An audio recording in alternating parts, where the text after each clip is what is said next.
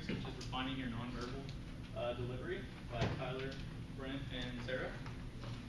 So our chapter outline today is going to be analyzing your nonverbal style with body position and movement, hand and arm gestures, eye contact, facial expressions, vocal traits, and space and objects around.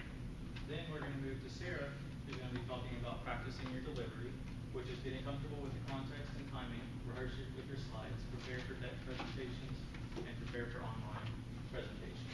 And then Brent's going to discuss managing your nervous symptoms with the general techniques, physical techniques, mental techniques, and last minute tips. So the first one is analyzing your nonverbal style. You're going to want to use body position and movement. So you don't want to do distracting positions such as the informal hip sit, which basically you're going to lean to one side and then kind of lean to the other, and I mean you're just kind of bouncing back and forth. Then you have the problematic foot placements, which there's wide, then there's narrow, and then there's the duck waddle with your feet kind of pointed out to the side. So, but there's lots of moving mistakes that people tend to make, which is bouncing, racing, pacing, and then in terms of effective formal positions, you can position your legs and feet formally, which is at the upright position, straight and narrow, feet shoulder width apart, and then you can return to your formal stance after you move. So if you're moving, then you need to return to formal stance. You don't want to lean against a table for informal, so you don't want to be presenting from leaning on a table or sitting in a seat. And then environmental factors can range from room size and seating arrangements. So more formal seating arrangements is like what we're in now. Informal is more U-shaped. And then personal style, you don't want to be like the Energizer Bunny where you're constantly moving around from side to side, just confusing people. But you also don't want to be a dull presenter speaking behind a podium and just boring the audience. Okay, so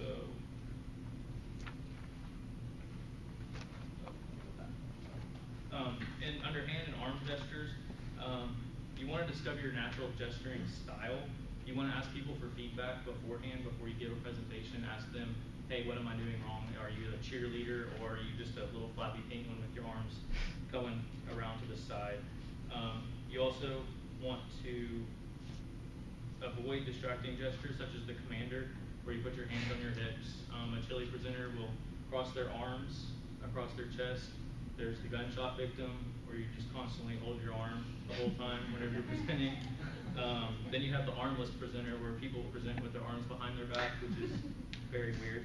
And there's also the pocket jinglers, where people have their hands and they're constantly jiggling their keys and making a very distracting performance. And then you can use conversational patterns to emphasize your message. And you want to avoid the extreme, so you don't want to be, like I said earlier, you don't want to have your arms waving out, and you don't want to be just a countryside. And you want to consider room size in this. So eye contact and facial expressions. You want to make eye contact with people. You don't want to be staring at the ceiling or staring at the wall. So you want to continuously look around and find someone that you know. So you can find a friendly face, like if you're a presenter at a convention, then you can find someone that you talked to earlier, or look at someone who you like and then get their feedback. So you can have little conversations.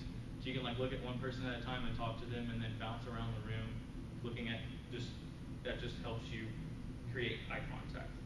You want to use your body and make eye contact. You don't want to be looking like you're watching a tennis match, just going like this. You want to continuously move your body towards them as you're talking. So with facial expressions, you can use conversational expressions like smiling. Only smile whenever it's appropriate. You don't want to be smiling throughout the whole entire presentation, because then you just look like you're high. And interact with the audience. That's kind of a given. So for vocal traits, you want volume. You want to be able to speak to the back row and let them hear you. You want to try and avoid vocal strain as much as you possibly can. With rate, you want to slow down if you talk fast and add pauses. Again, if you're slow at speaking, then you want to kind of pick it up a little bit. Inflection, you want to speak with the expressiveness and enthusiasm. You don't want to just be a monotone speaker. No one likes that. You want to enunciate, so you need to obviously enunciate your vowels and your consonants and just make sure that people can understand what you're saying. You want to avoid meaningless filling words and sounds, so you don't want to say like this is because, or like, or And last but not least, space and objects around you. So space, you want to consider the seating arrangements. Again, like I said earlier, this is more of a formal setting with straight lines. U is informal, which makes it a little bit more difficult to communicate with the audience. You want to factor in height and distance. So if you're on a stage, you're in a more formal setting. If you're here, then it's more of an informal setting. And with objects, you want to analyze the objects between you and the audience.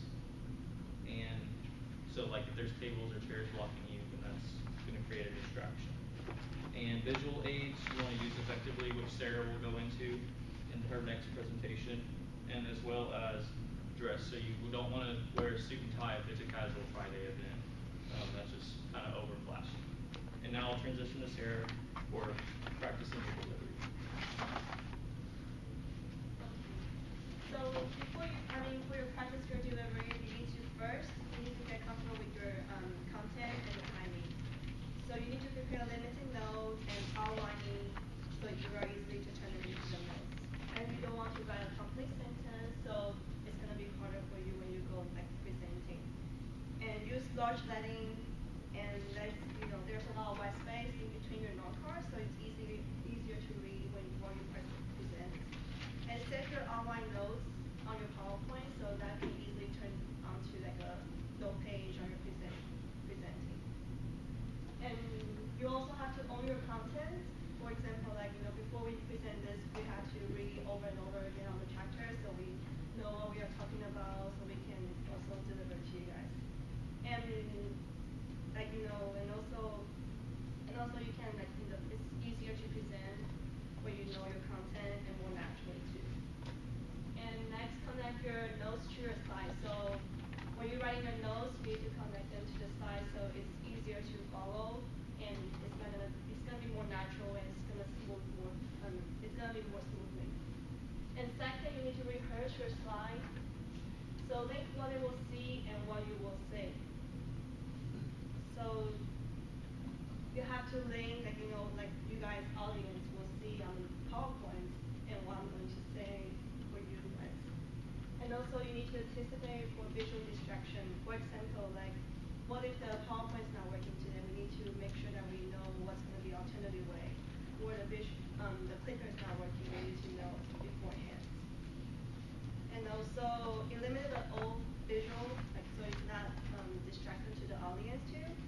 And be ready to look at the audience. We need to have an eye contact so people can follow. And also insert an empty slide on the end of the slide, so it's easier for the audience to it might not be just pop up to the regular presentation, the PowerPoint.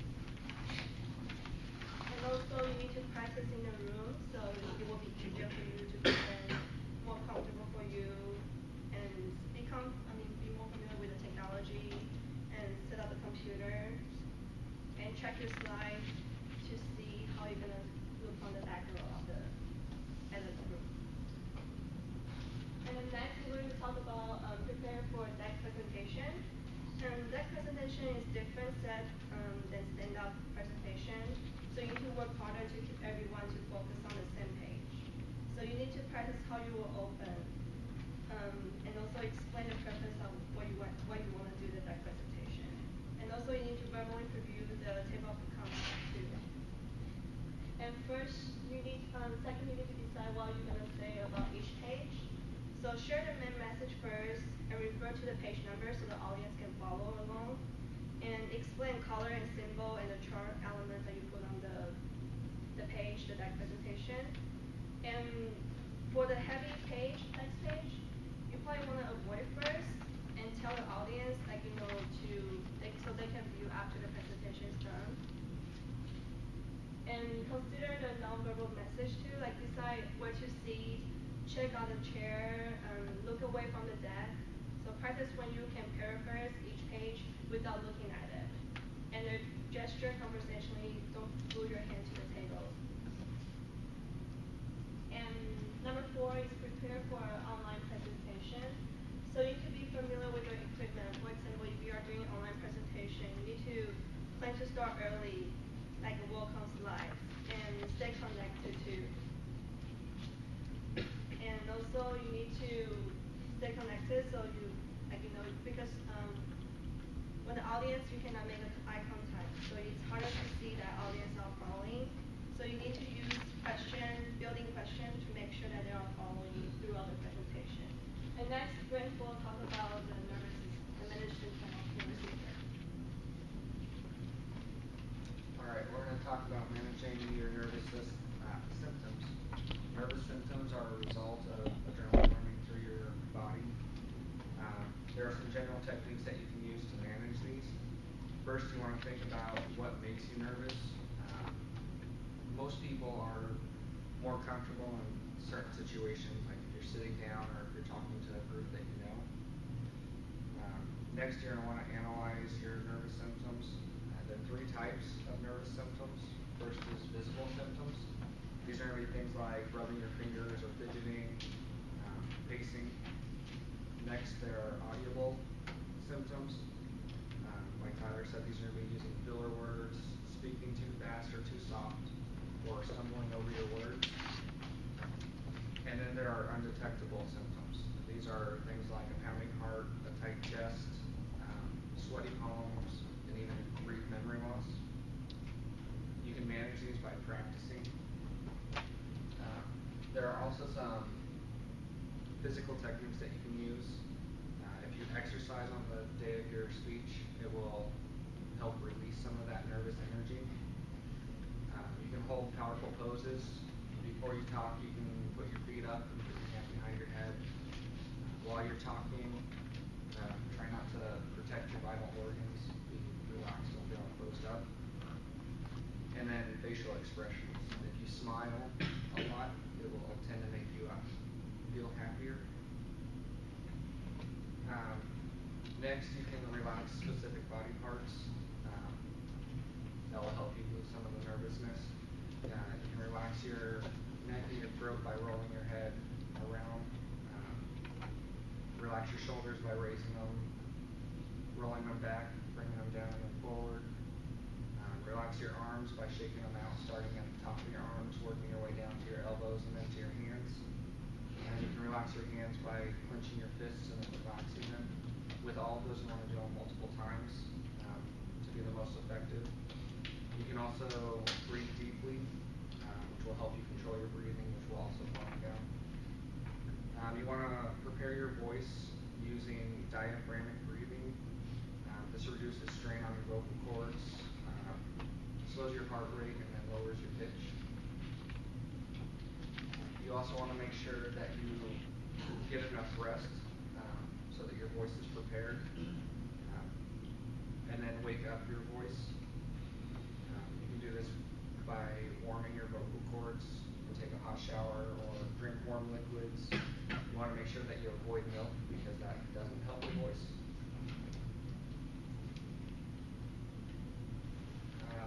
And then there are mental techniques that you can use. The positive approach is thinking positive of yourself and how you're speaking.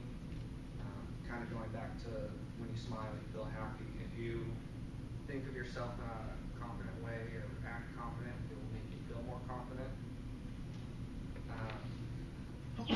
And then you want to assess your style objectively. Don't be too judgmental of yourself and the way you're speaking. Think rationally and create a positive self-image of yourself. Thinking rational, you want to use the ABC approach with trying to get to D. So A is going to be the activating event. That's what's causing the nervous gesture. B is your belief system, thinking negatively about the speech. C is the consequences, which causes the anxiety from it. And then D is disputing the irrational belief. An example of this is, I know that I do this gesture, and then work to eliminate that. creating a positive self-image.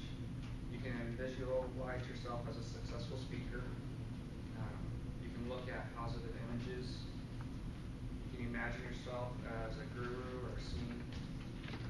Make sure you're knowing the information that you're talking about. You can also picture a calm scene. Create a positive place, someplace that relaxes you. And then you can help relieve the anxiety or the nervous symptoms by imagining where you're giving the speech. Once you start doing that, you start feeling the anxiety from that come on. Once you start to feel that, relax yourself by going back to your positive place that you created. You can also meet the audience, connecting with them. It makes it so that the audience isn't a stranger, it makes it a little easier to talk to. Some last minute tips, manage your physical symptoms, isometric exercises like clenching and relaxing your hands, take deep breaths, that will slow your heart rate. You can deal with your dry mouth by sipping on water or something. Improve your mental state, give yourself a pep talk before the speech, tell yourself that you're doing good, or that it's going to go well, and play with the audience reception. And then speak to the interested people. You don't want to talk to the people that are looking down and whatnot. Pay attention to the people that are looking at you. Make sure that you tell yourself that you look and sound better than you really feel, and then concentrate on the here and now. And that concludes the presentation. So now we have the quiz. Could one of you our read? questions are, there is no such thing as a blank delivery. In fact, it's not even possible since people use different delivery styles. Number 2 is the 3 types of nervous symptoms are visible, blank, and undetectable. Number 3, link what they'll blank to what you'll say. Number 4 is list 3 of the 5 mental techniques you can use to manage your nervous symptoms. And number 5, what are 3 ways to refine your nonverbal delivery?